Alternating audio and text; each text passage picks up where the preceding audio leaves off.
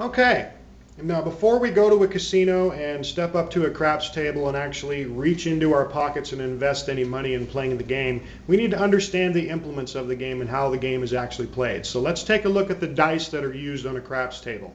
Dice themselves are pretty simple little beings. They are cubes. There's 6 sides on a cube, and we use 2 cubes to throw down the table. Each one of them has 6 sides. There's a total possible number of dice combinations that can come off of these 2 dice. So each dice has got 6 sides. 6 times 6 is 36. There are 36 possible dice combinations, and I'm going to show you a chart here in a second that has all those combinations on it. When you step up to the game, the dealer, when it's your turn to shoot, you will get a choice between like 5 dice. They'll give you 5 dice. You're not playing Yahtzee, you're playing craps. So you're going to take 2 dice. Any 2 dice will do. And the reason they give you a choice is because they want to give you a choice. They don't want to make it seem like you don't have a choice and they're slipping you loaded dice. You'll never get loaded dice in a real casino. There's no need for the casino to cheat. All the games have a built-in house advantage, so there's no need for them to cheat. You don't have to worry about that. But when you do go play, you need to know a couple different things about the dice. And again, there are 36 possible dice combinations. And here's my little chart to show you the 36 possible dice combinations. If we take a look at this chart, we will notice one thing right off the bat. There's more ways to make a certain number here than there is to make anything else on the dice. This is how we read it, from right to left or left to right. There are 6 different ways to make 7. There's more ways to make 7 than any other number on the dice. We're going to win on 7 in this game, and we're going to lose on 7 in this game. 7 determines what the odds are against other numbers, because when other numbers roll, you're not rolling a 7, and their odds are that 7's going to roll. There's more ways to make 7 than anything else. So when we look at the odds are always determined against 6 ways to make 7 versus, let's pick another number, say the number 10. There are 3 different dice combinations out of 36 possible, 3 dice combinations to make a 10, and 6 different dice combinations to make the losing number 7. So it's loser over winner. We have 6 ways to lose and 3 ways to win. The odds are 6 to 3, or 2 to 1. If you look at the ratios or the fractions that are on that, you can reduce those down and get a better, more understandable payoff. It's a 2 to 1 advantage for the house because there's more ways to make 7 than there is to make the number that you're betting on if you're betting on a 10. Let's say you're betting on a 4. It's the same thing. There's 3 different dice combinations to make a 4. There's 3 ways to win and 6 different ways to lose. So there's twice as many ways to lose as there is to win. Let's take a look at another number. Let's look at the number 9. There are 4 different dice combinations to make a 9.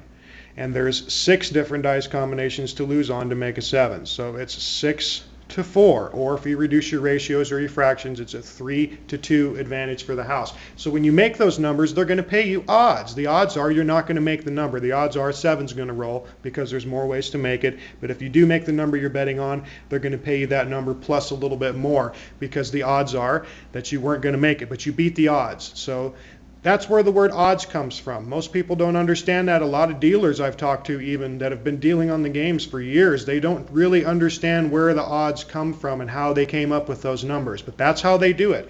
36 total dice combinations. There's 6 ways to make a 7. 6 ways versus any other number on the board to lose. This is how we look at it. That's how the odds are determined. So with that, we can get real confusing on the odds and tell you that there are actually a couple of different kinds of odds on the craps table. There are things called pass line odds and the come bet odds. Those odds are the same. They pay the same. Those are actually the true odds. And when I was showing you these numbers over here, that's what those are in reflection to, is the true odds.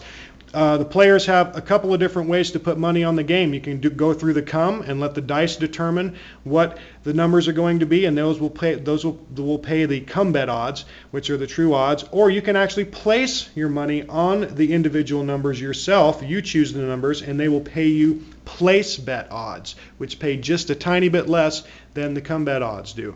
And we're going to talk a little bit about that as well. There's a big misconception there with a lot of players and actually a lot of dealers too about which pays more. So we're going to talk about that. We'll actually set up some scenarios a little bit later on in another segment and show you which one actually pays more and what I think the better move for the player is. So we talked a little bit about odds. We've seen my dice chart. We like the dice. They're a lot of fun, and we need to know how they work. So we know now that there are more probability to roll certain numbers than others. There's more probability to roll these numbers in the center here than there are to roll the numbers on the outside.